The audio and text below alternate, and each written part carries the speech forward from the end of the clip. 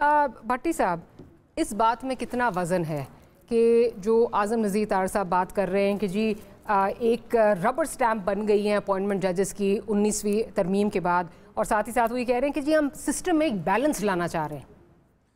دیکھیے، اس طرح کی جو کاروائیاں ہیں یہ پچھلے 76 سالوں سے ہر حکومت ڈالتی آئی ہے، اور ہر حکومت اس طرح کی کاروائیوں کے بعد نہ صرف شرمندگی اٹھاتی ہے بلکہ ایک اچھا بھلا جو کام سیدھا سادہ کام ہے اس کو تباہ و برباد کر دیتی ہے۔ اب سنا یہ جا رہا تھا کہ ایک تجویز ہے کہ ہائی کورٹ کے جج کی عمر 62 سال سے 65 سال کر دی جائے، سپریم کورٹ کے جج کی عمر 65 سے 68 سال کر دی جائے۔ سنا یہ بھی جا رہا تھا کہ سپریم کورٹ کے چیف جسٹس اور ہائی کورٹ کے چیف جسٹسز کی ٹینیور فکس کر دیا جائے 3 سال کا۔ سنا یہ بھی جا رہا تھا کہ جو اب تو ہے نا جو سینئر جج بنتا ہے، ایک یہ بھی سنا جا رہا تھا کہ اب ہائی کورٹس میں 5 ججز ہوں گے اور ان 5 ججز میں سے ایک چوز کریں گے۔ اب اس سے کتنے دروازے کھلیں گے، کیا کیا لابنگ ہوگی، کیا کیا من پسند ہوگا، وہ چھوڑ دیجئے۔ سنا جا رہا تھا کہ پارلیمانی کمیٹی جو ہے وہ جوڈیشل کمیٹی میں اس کو زیادہ، یعنی حکومت یا باقی جو سیاست ہے اس سیاسی لوگ ہیں ان کو جوڈیشل کمیشن میں زیادہ لایا جائے گا۔ لیکن بھٹی صاحب اس میں یہ بھی ساتھ کہہ رہے ہیں کہ جو ایکول اپرچونٹی ہوگی حکومت کے پاس۔ میں بتاتا ہوں، اب اس کافی عرصے سے اس معاملے پہ کام ہو رہا تھا، اور یہ جوڈیشل کمیشن کے پہلے سٹیپ میں ہوا تھا کہ رولز بدلے جا رہے ہیں، عدلیہ کے رولز یا ججز سلیکشن، جج تقرری، تعیناتی، ایلیویشن۔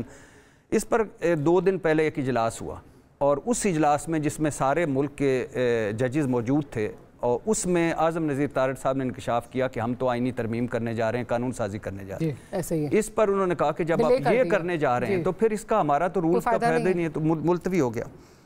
اب مجھے تو ایسا لگتا ہے، یا میرا ایسا خیال ہے کہ کافی عرصے سے ہم یہ سن رہے تھے کہ چیف جسٹس فائز عیسیٰ قاضی کو نوازے جانے کی باتیں ہو رہی تھیں۔ اب اگر 65 سے 68 سال کی عمر کر دی جائے تو چیف فائز عیسیٰ قاضی صاحب کو فائدہ ہوگا۔ اگر چیف جسٹس کا ٹینیور فکس کر دیا جائے تو فائز عیسیٰ قاضی صاحب کو فائدہ ہوگا۔ زیادہ تر چانسز ابھی تک جو اس وقت لگ رہے ہیں وہ ٹینیور فکس کرنا ہے، اس میں ہوگا یہ کہ فائز عیسیٰ قاضی صاحب، منصور علی شاہ اور منیب اختر درمیان سے نکل جائیں گے۔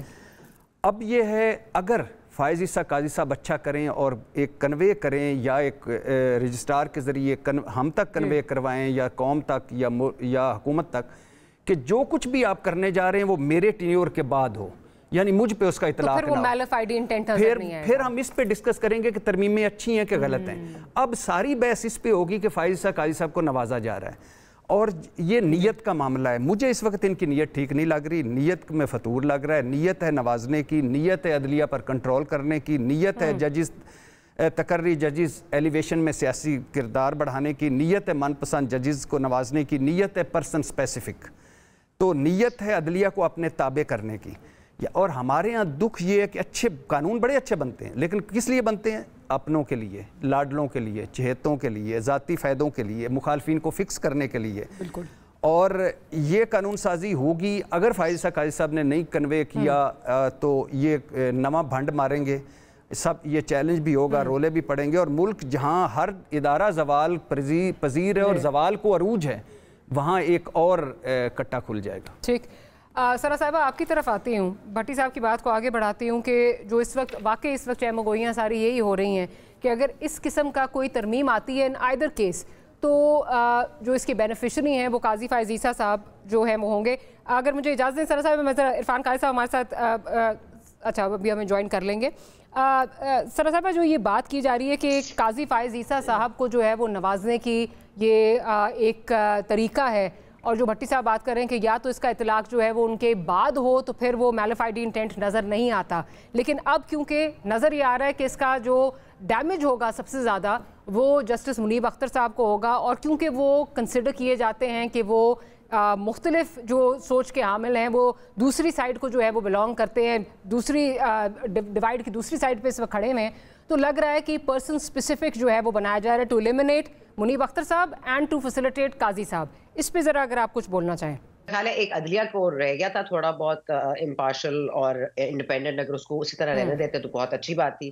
لیکن میرا خیال ہے کہ یہ جسٹس قاضی فائز عیسیٰ کو نوازنے والی بات میں اس لیے دم نہیں ہے کیونکہ جو آن سلاٹ نظر آتا ہے فرام فیصل وابڈا and types towards the judiciary, وہ اس بات کی نشاندہی کرتا ہے کہ ظاہر all is not well within the judiciary and the establishment. So I don't think کہ قاضی فائز عیسیٰ صاحب کو نوازنے کے لیے ضرور کیا جا رہا ہے. لیکن اب ویسے بھی منصور علی شاہ صاحب اگر نیکسٹ چیف ہے تو ان کو 3 سال کے لیے آنا پڑے گا، بیکاز بیچ میں سے آپ کو پتا ہے کہ مظاہر علی نقوی صاحب بھی نکل گئے ہیں اور اعجاز الاحسن صاحب بھی. تو so in that sense I understand. But Muneeb Akhtar صاحب کے خلاف کوئی ایسی مطلب ایسی کارروائی ڈالی جائے کہ منیب اختر صاحب مطلب اس سے نکل جائیں، پھر یہی کہنا پڑے گا کہ حکومت کے پاس بہت وقت ہے، بہت زیادہ وقت ہے، وہ ان چیزوں میں صرف کرتی ہے. لیکن دیکھیے نا، اگر آپ بل لانا چاہتے ہیں، اگر آپ کوئی اور چیز کرنا چاہتے ہیں، تو ابھی پرائیورٹی پہ تو ڈیجیٹل میڈیا والا بل ہے جس پر کام شروع کیا، کام ختم بھی ہو چکا ہے. اب تو وہ صرف ٹیبل ہونا باقی رہ گیا ہے. ہلکی پھلکی ایڈیٹنگ تو ماشاءاللہ ابھی سے چل رہی ہے، ابھی سے سوشل میڈیا کو کنٹرول کیا جا رہا ہے. تو میرا خیال ہے کہ یہ پہلے سوشل میڈیا والا ڈرامہ مکمل ہو جائے، اس کے بعد اس پر بھی آ جائے. ایک دفعہ پھر یہ لگ رہا ہے کہ جو پولرائزیشن ہے اس ملک میں وہ مزید جو ہے وہ خلیج وہ بڑھتی جا رہی ہوں. میں تو آج یہ دیکھ رہی تھی کہ یک کے بعد دیگرے اس طرح کی چیزیں آ رہی ہیں، اور یہ ایک حکومت نہیں، یہ ساری حکومتیں کرتی ہیں کہ اپنی مخالفین کو دبانے کے لیے اس طرح کی پرسن اسپیسیفک جو ہے وہ چیزیں آتی ہیں، جس سے تاثر یہی جاتا ہے کہ آپ اپنے لیے جو ہے وہ آسانیاں پیدا کر رہے ہیں اور مخالف کے لیے جو ہے وہ آپ تنگی کر رہے ہیں. بالکل. اور دیکھیے، یہ حکومت ہے فارم 47 کی حکومت. اب یہ جو حنیف عباسی صاحب کا اور انوار الحق کاکڑ صاحب کا جو ٹاکرا ہوا میریٹ اسلام آباد میں، اب بتائیے دونوں نے کیا ایک جملہ بولا ہے، اور ایک جملے میں سب کچھ ہے، سب کچھ یہاں ہو گیا. ہاں، انہوں نے کہا ہے کہ آپ نے ڈاکہ مارا ہے اس میں گندم میں، اور میں قسم اٹھا کر کہتا ہوں آپ نے مال کمایا ہے. کاکڑ صاحب نے نہیں کمایا ہوگا، لیکن نگران پورے کے سیٹ اپ کے وہ انچارج تھے. اچھا، اور انہوں نے کہا ہے کہ اگر میں آپ کی اور آپ کے مسلم لیگ نون کی فارم 47 کی حقیقت کھول دوں تو آپ کو منہ چھپانے کی جگہ نہ ملے. لیکن شرم تو پھر کاکڑ صاحب کو بھی آنی چاہیے اس پہ، کیونکہ وہ نگران پرائم منسٹر وہ تھے، تو وہ فیل ہو گئے. نہیں، اب اس کے بہت سارے ہیں. اس سب سے یہ کاکڑ صاحب کا ایک جملہ چارج شیٹ ہے الیکشن 2022-4 کا، اور یہ چارج شیٹ ہے الیکشن کمیشن کا کے خلاف اور الیکشن 2024 کے خلاف. یہ چارج شیٹ ہے مسلم لیگ اور مسلم لیگی حکومت کے خلاف. یہ چارج شیٹ ہے ان کے اپنے خلاف. اب بتائیے کہ کوئی بھی مہذب معاشرہ ہوتا، جمہوری معاشرہ ہوتا، رول آف لا کا معاشرہ ہوتا، تو یقین کریں اس وقت چیف الیکشن کمشنر صاحب مستعفی ہو چکے ہوتے، حکومت کو لالے پڑ چکے ہوتے، وزیر اعظم ریزائن کر چکا ہوتا، اور رولے پڑے ہوتے پورے ملک میں. تو اب مجھے بتائیے کہ یہ اب کیا ہے بدترین معاشی بحران، بدترین سیاسی بحران، دہشت گردی کی نئی لہر، اور اوپر سے ساکھ لیس حکومت، مقبولیت لیس حکومت، فارم 47 کی حکومت، اور اوپر سے ان کے بھنڈ. اب مجھے بتائیے کہ کیا کس عقل مند نے مشورہ دیا تھا کہ آٹے کے تھیلے پہ نواز شریف صاحب کی تصویریں لگائیں؟ کس عقل مند نے مشورہ دیا تھا کہ جہاز PIA کا جدہ جانا تھا پہلے مدینہ اتاریں، نفل پڑھیں، دعائیں مانگیں، پھر جدہ جائیں، پھر واپسی پر اسلام آباد کی بجائے لاہور اتاریں، اور پھر جو مسافر 380 ان کو ذلیل و رسوا کریں؟ کس عقل مند نے مشورہ دیا تھا کہ آپ 4 تنخواہوں کا بونس دے کر 24 ارب کی گرانٹ لے کر نکل جائیں؟ کس عقل مند نے ان کو مشورہ دیا تھا کہ گورنر آج چیمہ کے بچوں کی فیس معافی کرے، اور جس نے بابر علی جیسا آدمی کہتا ہے کہ اس نے ایچیسن کا اس جیسا پرنسپل نہیں آیا تھا، وہ ریزائن دے کے گھر چلا گیا. اور کس عقل مند نے ان کو مشورہ دیا تھا کہ اسحاق ڈار صاحب کو وزیر خارجہ بنائیں اور ان کو خزانہ کی کمیٹیوں میں بٹھائیں؟